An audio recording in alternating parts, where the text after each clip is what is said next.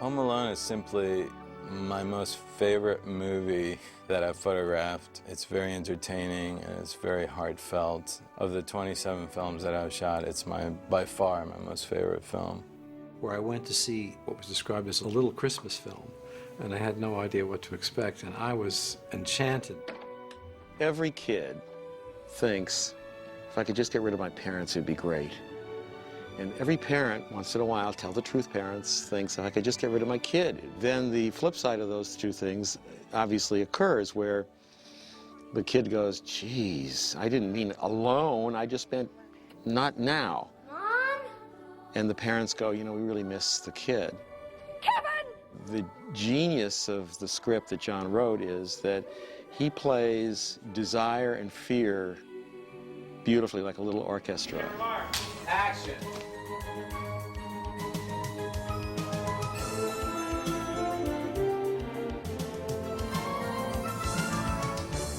This house is so full of people. It makes me sick.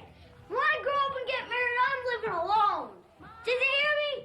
I'm living alone. My problem in the film business is that I started with John Hughes, and so he would give me a script, I'd read, I'd go, oh, that's pretty good.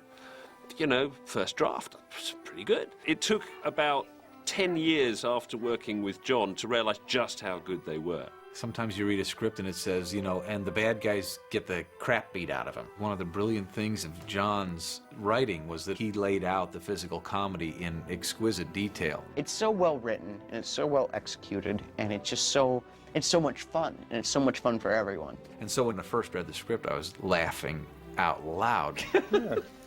It was like a Stooges thing, but shot by shot. So he was incredibly detailed in his vision, and then Chris brought it to life shot for shot. The gags in the film were written in the script, and fairly specifically. At the same time, there were elements that didn't exist in the original script. The character of Marley, I don't think existed in the original screenplay. The movie originally ended with Kevin just saying, just hung around, freeze frame. And we sort of worked together to bring that emotional side to it, as well as the intense sort of comedic side of it. We were telling this story through a child's point of view. For me, I wanted to create a sense of warmth with the picture, making absolutely certain that Home Alone felt timeless. The wardrobe, the look of the picture, it had to have some elegance and give it some style. And Julio Macat came through brilliantly. It was a really exciting time for me because I was just starting out. I had done a very small feature before. I think that was the reason Chris interviewed me for the job. He saw a lot of stunts on my reel, which I think he liked. I had been working as a stuntman, but this was my first big break to double a lead and on a film and be on the film for, 3 months. It was a big break for me, because then after Home Alone, I got called a lot to do a lot of physical stunts as car hits and falls and everything because of the nature of the first Home Alone. So it got me a lot of work after that.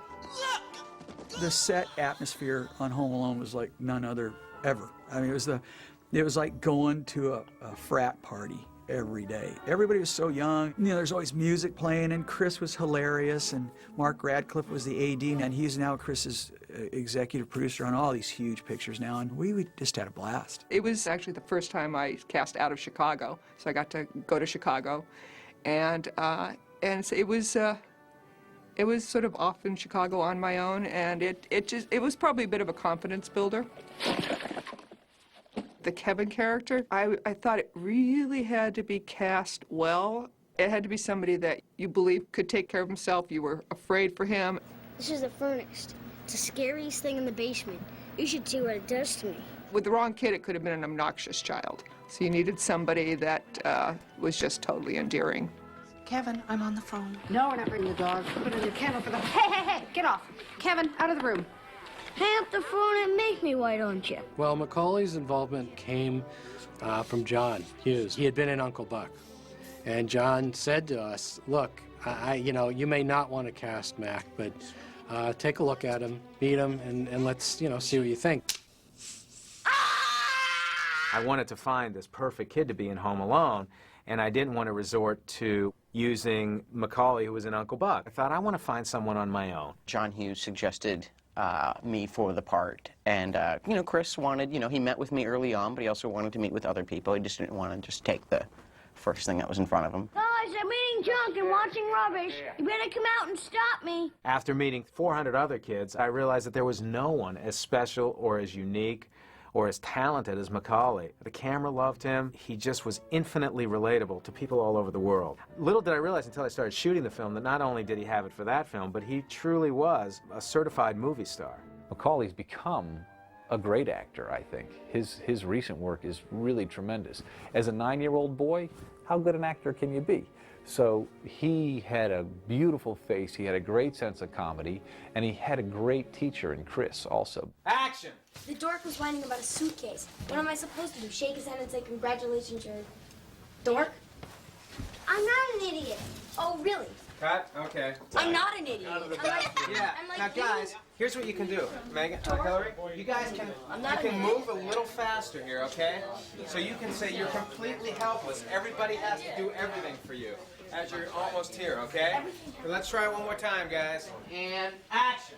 I've never done this once in my whole life. That's what Megan said. What did I say?